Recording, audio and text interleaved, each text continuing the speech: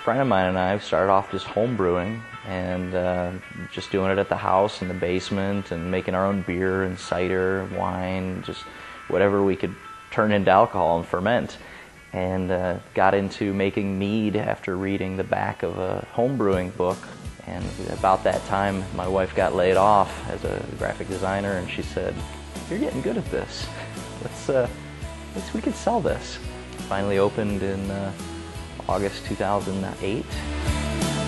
Beer starts with grain, wine starts with grapes generally, and we start with honey.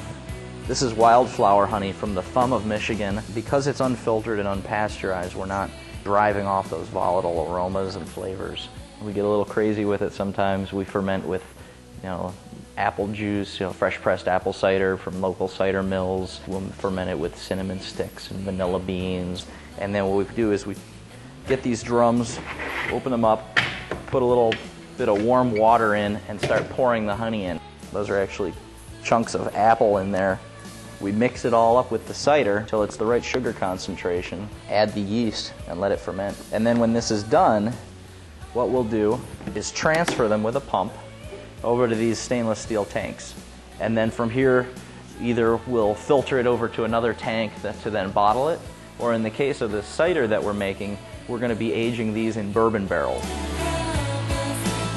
Most of those are 12-year-old bourbon barrels that were used to make Elijah Craig bourbon. There's all this bourbon character and flavor still absorbed into that wood. It really brings out a great bourbon character in our mead. The current belief is that mead is the oldest alcoholic beverage in existence. We invite you to join us herein for a day of revelry. Unfortunately, the popular culture that it's in isn't very popular. It's mostly, what can I say? Mostly it's just in the Renaissance crowd. That's what people think of when they think of mead most of the time. So I think what we've tried to do is take it beyond that and say, look, we can do all kinds of amazing things with mead, and we can make it something new and kind of bring new life back to it. It's the longest hours, the least pay, but the most fun I've ever had. I mean, I moved here from Florida. My wife's from Denver, my partner's from San Diego. Everybody asks us, why the heck are you guys in Detroit?